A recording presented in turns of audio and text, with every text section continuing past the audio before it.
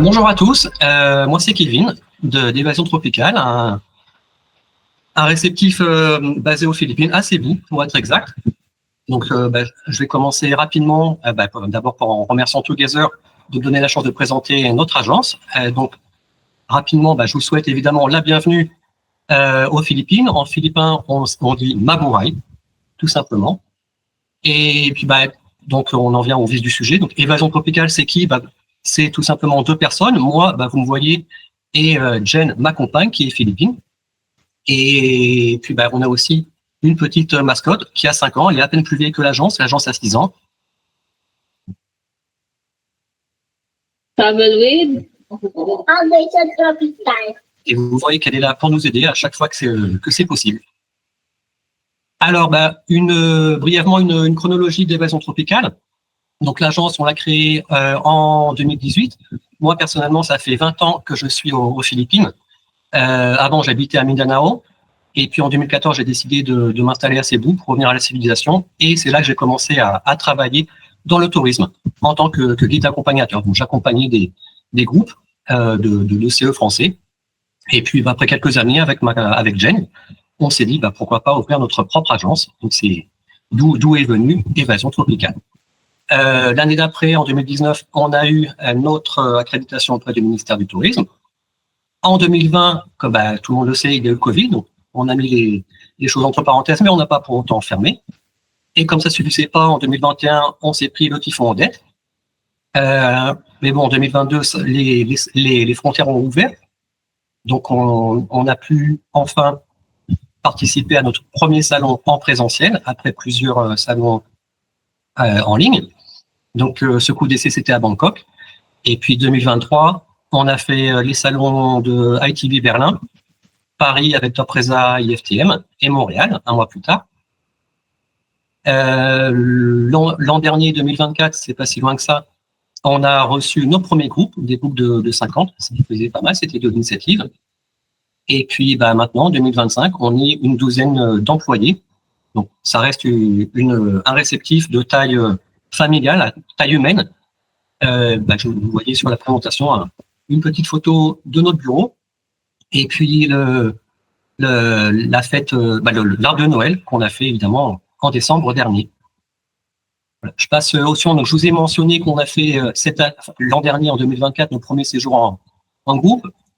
Donc, je me permets de vous montrer une vidéo relativement courte sur ces groupes qu'on a reçus. C'était dans ce cas précis de l'incentive. Donc ils sont venus juste pour 7 jours. C'est rapide, c'est pas vraiment conseillé pour les Philippines, mais bon, évidemment pour les initiatives qui peuvent se permettre de payer des vacances à leurs partenaires ou leurs employés pour une durée beaucoup plus longue. Mais on peut toujours faire autre chose, des loisirs, du sur-mesure, etc. Donc, vous voyez qu'ils sont arrivés à Cebu et ils sont ensuite allés à Siquijor. Siquijor, c'est l'île aux sorcières. Ils sont allés évidemment au Kokobo, qui est un petit peu la référence sur place. Évidemment, des activités, restaurants, tout était inclus, tout était préparé quasiment 1 an à l'avance. Il y a eu des spectacles, de l'animation. J'étais évidemment de la partie, comme c'était nos premiers groupes. Il y a eu des anniversaires. Et comme le tour leader était sur place également, il s'est fait aussi un petit numéro spécial avec de la cornemuse. C'était très sympa. Et voilà pour le birthday boy qui était heureux à la plage, les pieds sur le sable. Vous voyez le plat traditionnel, le lechon baboy, le cochon grillé à la broche. On les a ensuite emmenés évidemment en croisière et plus précisément sur l'île d'Apo, qui est très connue pour y nager avec les tortues. On a d'ailleurs vu un reportage très récemment sur France 2 dans le journal qui parlait de cette île et qui montrait les efforts qui ont été faits pour qu'elle soit propre, pour renouveler les coraux et pour évidemment accueillir un tourisme responsable.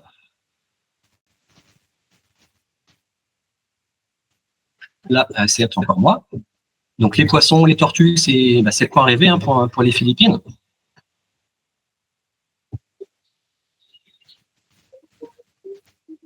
on est au soleil, on mange local, on mange des mangues. Les mangues, c'est un des fruits, disons, nationaux. Il n'y a pas plus doux que les mangues d'ici, donc vous en trouvez pas des meilleurs. C'est aussi une bonne raison de venir aux Philippines. Et puis, après, on profite des vacances sur le retour, sur le bateau. Et ça, je pense que ça a permis d'avoir de très bons souvenirs pour cette entreprise. Voilà, allez, j'enchaîne. Sur les généralités, pour venir aux Philippines, alors, brièvement, évidemment, les Philippines, c'est plus de 7000 îles, 7641 pour être précis. Selon les régions, le climat est légèrement différent. Ceci dit, bon, c'est tropical, donc on est toujours autour de 25-30 degrés toute l'année. Donc, généralement, on peut dire que la meilleure saison pour venir aux Philippines, c'est de janvier à mai. À partir de juin, c'est la saison des pluies qui commence. Ceci dit, entre juin et août, ça passe encore. Et par contre, après, à partir de septembre et jusqu'en décembre, il y a les typhons qui s'enchaînent et qui s'abattent sur le pays. Donc, moi, je déconseille de venir pendant cette période. Pour rentrer aux Philippines, aucune difficulté, aucun visa, pas de vaccin non plus, simplement un e-travel qu'il faut remplir au mieux 72 heures avant le départ. Le e-travel, c'est ni plus ni moins qu'une carte, la carte d'immigration et le formulaire des douanes en ligne. Voilà, tout simplement. Au niveau des devises, on utilise les pesos philippins. À l'heure actuelle, 1 euro, c'est environ 60 pesos. Donc, quand vous avez un billet de 500 pesos en main, vous avez à peu près 8,50 €. Et le billet le plus grand, c'est 1000 pesos. Donc, ça, vous avez une quinzaine d'euros, tout simplement. Et donc, ils ont gardé les pesos suite à à l'héritage espagnol, puisqu'il faut savoir que les Espagnols étaient aux Philippines pendant plus de 3 siècles. Voilà. Alors, ensuite, on continue avec les bonnes raisons de venir aux Philippines, ou plutôt les mauvaises raisons, les raisons qui pousseraient les gens à ne pas venir. Parce qu'évidemment, on reçoit des commentaires des clients. Donc, ce qu'il faut savoir, c'est que les Philippines, oui, c'est loin. Les Philippines, c'est cher. Quand on compare notamment aux autres pays d'Asie du Sud-Est, comme la Thaïlande, le Vietnam, Bali. Les Philippines, vous voyez la carte qui est sur le ministère des Affaires étrangères et de l'ambassade. Ça donne pas très envie, donc on peut entendre que c'est dangereux. On a entendu parler des prises d'otages à Mindanao, dans le sud. Encore une fois, moi, Mindanao, j'y ai habité pendant 10 ans et vous voyez, je suis encore entier. Il y a aussi, on est sur la ceinture de feu du Pacifique, donc évidemment, il faut s'attendre à des tremblements de terre, à des volcans et à des typhons. Les typhons, il y en a une vingtaine par an. Et les Philippines souffrent d'une mauvaise réputation au niveau gastronomique. On dit souvent qu'on y mange mal. Et puis, enfin, Manille, selon certains touristes qui connaissent peut-être pas très bien, Manille donc ne présente aucun intérêt. Alors, on va revenir rapidement sur chacun de ces points. Les Philippines, c'est en effet à 11 000 km de la France. C'est loin, mais bon, il y a des aéroports. Manille, dans la capitale, Cebu, là où on est, et Clark, juste au-dessus de Manille. Les compagnies aériennes desservent très bien les Philippines, notamment les compagnies du Moyen-Orient, avec Emirates, Qatar, Turkish, Gulf Air, Saudi. En général, ils proposent de très bons tarifs. Les compagnies asiatiques aussi, avec Eva Air, Cathay Pacific. Et puis, la bonne nouvelle, c'est que depuis décembre, Air France revient aux Philippines. Donc, avec un direct Manille-Paris, ça peut simplifier les choses. On est plus autour d'une vingtaine d'heures pour venir aux Philippines, mais plutôt 12-14 heures. Voilà. Ensuite, oui, j'ai parlé de la ceinture de feu, les volcans. Voilà ce que ça donne. Le volcan, là, vous voyez le volcan Mayon à gauche, qui était connu pour son cône parfait, qui a été un petit peu dévisagé malheureusement lors de sa dernière éruption. Et puis, le volcan Taal, moi, je le compare un petit peu aux poupées russes. Donc, c'est un petit peu les poupées philippines d'ici, puisque le lac Taal, c'est un lac dans un volcan, dans un lac, dans un volcan, etc. Donc, ça donne un paysage magnifique, relativement magnifique. Pour ce qui concerne la gastronomie philippine, quand on connaît, avec l'aide évidemment d'agents comme nous, on peut trouver de bonnes adresses et des bons conseils pour avoir des plats délicieux et profiter pleinement du séjour. Donc là, vous voyez encore une fois le lechon baboy, qui est le cochon grillé à la broche. C'est le plat traditionnel des fêtes. Hein, on en mange pour les mariages, Noël, Nouvel An, anniversaire, baptême, etc. Vous avez des aubergines frites. Vous avez le poulet adobo, la soupe de sinigang, qui peut être au porc, au poulet ou au poisson. Donc, c'est une soupe aigre douce. Vous avez des flancs et vous avez comme dessert le halo-halo, qui est composé notamment d'une glace mauve. Alors, le mauve est une couleur naturelle. Hein. Ça vient d'une patate douce qui est naturellement mauve. Et enfin, Manille, effectivement, c'est une grande ville. L'agglomération compte 17 municipalités avec 15 millions d'habitants. C'est la ville, c'est le coin de la planète à la densité la plus élevée. Donc, ça fait du monde.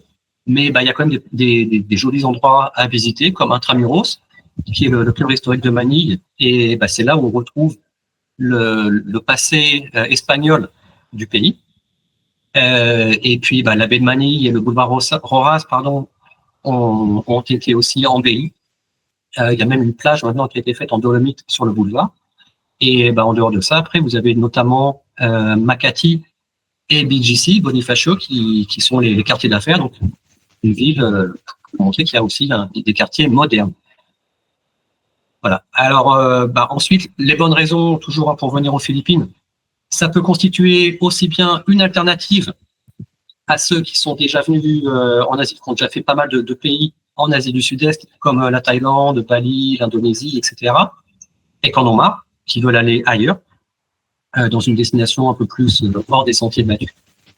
Mais ça peut être aussi une première immersion pour des gens qui veulent pas être trop dépaysés, puisque les Philippines, c'est quand même le pays le plus occidentalisé d'Asie du Sud-Est, hein. Parce que justement, ils sont à 85% catholiques. Donc évidemment, il ne faut pas s'attendre à avoir des temples. Et puis l'anglais est langue officielle. Donc la barrière de la langue n'existe pas, très peu. Et donc avec cet héritage espagnol, ça fait que l'écart culturel est vraiment minime.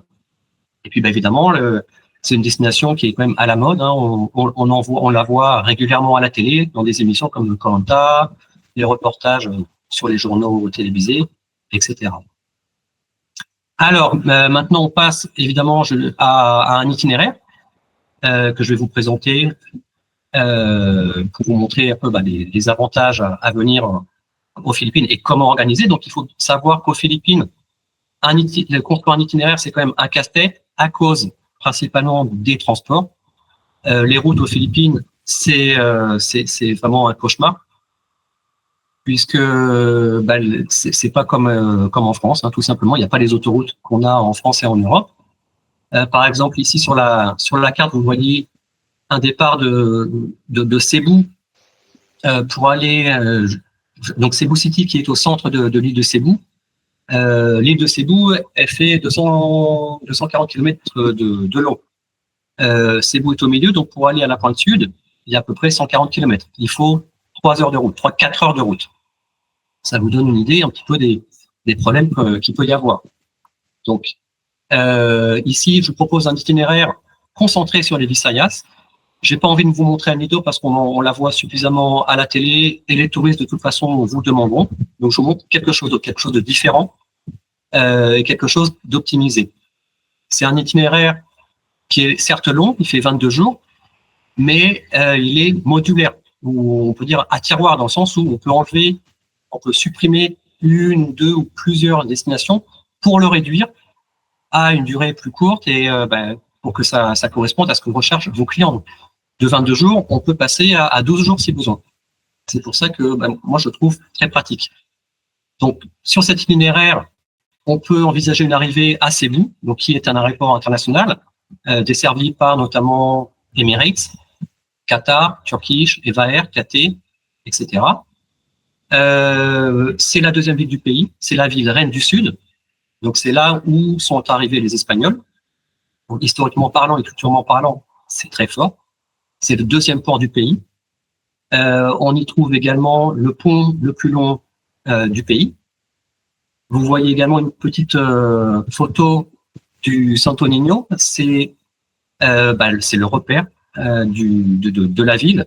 Il y a d'ailleurs un festival en ce moment qui s'appelle le Sinologue en son honneur. Il a lieu tous les ans et il se termine le troisième dimanche de janvier. Et puis, il y a aussi évidemment un fort espagnol, des églises, basiliques et musées. Donc de Cébou, on arrive ensuite, on va prendre la route pour descendre à la pointe sud de Cébou pour aller voir notamment pour aller faire du canyoning, pour nager avec les sardines et puis éventuellement les requins-baleines, c'est très connu ici. On travaille souvent avec un hôtel tenu par un Français, vous voyez qu'il y a une petite plage, donc c'est très agréable. Après Cébou, on a 25 minutes de traversée pour aller jusqu'à l'île de Negros et on rejoint la ville de Dumaguete qui est très agréable, pas très touristique, mais qui mérite comme d'y passer au moins une nuit. On peut visiter notamment des lacs jumeaux dans le parc national et la réserve naturelle de Balinsasayao. Et puis, on peut aller voir également les chutes d'eau de Pulang-Bato. Donc, Pulang-Bato, mot pour mot, ça veut dire, ça se traduit littéralement, par les pierres rouges. Vous voyez sur la photo, effectivement, c'est véridique, j'invente rien. Les pierres sont rouges, c'est dû à la présence de fer dans l'eau et aussi de soufre. Il faut savoir que dans la région abrite une des 4 seules stations géothermiques du pays. Donc, il y a des activités souterraines et on voit d'ailleurs sur le chemin, le long de la montagne, des fumerolles s'échapper. Donc, ça aussi, ça fait partie des visites. De Siquijor, on prend après 2 nuits, on reprend le bateau pour aller à Siquijor. Siquijor, c'est l'île aux sorcières. Pourquoi l'île aux sorcières? C'est un surnom qui a été donné parce qu'il y a encore, à l'heure actuelle, des guérisseurs et guérisseuses. Donc ça, c'est le folklore. Ça donne encore une raison supplémentaire de venir visiter l'île. Et on y trouve également des églises, un couvent, des jolies chutes d'eau. On peut nager avec des tortues, des belles plages, des sanctuaires marins. Donc c'est difficile d'en partir. D'ailleurs, moi quand je faisais le guide, au moment de partir, les clients me disaient toujours, non, on veut rester là, Kevin. Là, on va pas ailleurs. Et après Siquijor, donc on part sur Bohol qui est connu pour ses collines de chocolat, qui sont des formations géologiques qui ont 200 millions d'années. Et puis les tarsiers c'est le plus petit primate du monde. Ça fait la taille d'un poing. C'est vraiment une petite peluche. Et après, alors justement sur Bohol et ailleurs, je saisis l'opportunité pour en parler. Évasion Tropicale propose aussi des expériences exclusives. En l'occurrence, justement dimanche, je suis allé visiter une ferme de cacao. Donc je vous montre rapidement à quoi ça ressemble. Vous voyez, on nous a expliqué comment cultiver le cacao et puis on a suivi toutes les étapes pour le récolter et en obtenir un produit fini, à savoir un chocolat chaud. On a vraiment des excursions authentiques dans la nature et interactives et aussi hors des sentiers battus. C'est difficile d'avoir peut-être plus attractif à mon avis, à voir. Et puis enfin après Bohol, on termine par Camiguine, qui est l'île née du feu. Camiguine, c'est un petit peu le coup de cœur de la famille. Nous, on y est allé il y a 2 ans et on a vraiment adoré. C'est une petite île dont on peut faire le tour dans la journée. C'est très facile en tuk-tuk.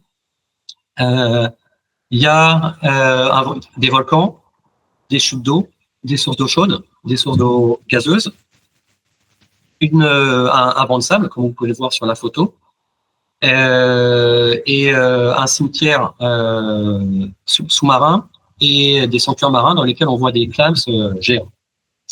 Donc ça, en plus, c'est pas très développé, cette destination. Donc voilà, ça fait un mix vraiment très intéressant et les clients qui vont là-bas sont à chaque fois ravis. Voilà, donc ça c'est la dernière étape de ce tour, de cet itinéraire qu'on peut faire en 22 jours si on inclut toutes les destinations. Mais encore une fois, si on en enlève quelques-unes, on peut réduire à 10 ou 12 jours. Voilà, et j'en arrive maintenant à nos actions de responsabilité sociétale. Donc, en ce qui nous concerne, on essaie de s'impliquer évidemment auprès des communautés locales. On travaille notamment beaucoup avec une fondation qui s'appelle Rise Above, et qui est implantée à Cebu. Alors, Rise Above, qu'est-ce que c'est? C'est une ONG qui propose d'accueillir les enfants, enfin les familles, disons. Donc, pendant que les enfants sont pris en charge par des volontaires pour prendre des cours, pour prendre des leçons, leur mère reste également à la fondation et travaille, fait des sacs en matériaux recyclés. Et ce sont des sacs justement que nous on achète. Il y en a d'autres évidemment qui en achètent, mais nous on les achète pour les proposer en tant que kit de bienvenue à tous nos clients. Et donc dans nos kits on ajoute aussi quelques petits souvenirs, à savoir des spécialités locales, un collier en coquillage, etc. Et donc ce petit sac, c'est la première chose que nos clients vont avoir en arrivant aux Philippines. Là sur les photos, vous voyez un arbre de Noël, enfin un repas qu'on avait organisé pour nourrir les enfants. On avait nourri une quarantaine d'enfants pour Noël, et on essaie de faire ça 3-4 fois par an. On a également démarré la procédure pour devenir partenaire Travel Life. On a soumis tous les documents, donc on arrive vraiment à la fin. On devrait obtenir notre accréditation très prochainement. Et on a également distribué quelques tonnes d'eau après le typhon Odette aux personnes évidemment qui n'en avaient pas, puisque après le typhon de décembre 2021, il y avait certains endroits qui n'avaient plus ni électricité ni eau courante. Donc nous on a distribué de l'eau potable. Et puis évidemment on fait des efforts aussi au niveau éducation en accueillant des stagiaires à la fois locaux et français. Voilà, donc là je vous montre aussi également quelques photos d'une sortie qu'on a faite récemment avec toute l'équipe du bureau pour planter des bambous. Voilà, ça fait partie aussi des actions qu'on met en place pour avoir un tourisme responsable et pour responsabiliser également toute l'équipe. Voilà, j'arrive à la fin de cette présentation. J'espère que j'ai été suffisamment complet, que je vous ai donné envie de venir aux Philippines. Donc, je remercie à nouveau Together pour m'avoir donné cette opportunité de présenter Évasion Tropicale. C'est notre agence. On est basé à Cebu et puis j'espère vous voir ou au moins être en contact avec vous au plus vite. Je suis évidemment à votre disposition pour un appel, par mail, par WhatsApp. Vous trouverez nos coordonnées sur Facebook et sur l'annuaire de Together. Voilà, je vous remercie beaucoup et je vous dis à très bientôt. Au revoir.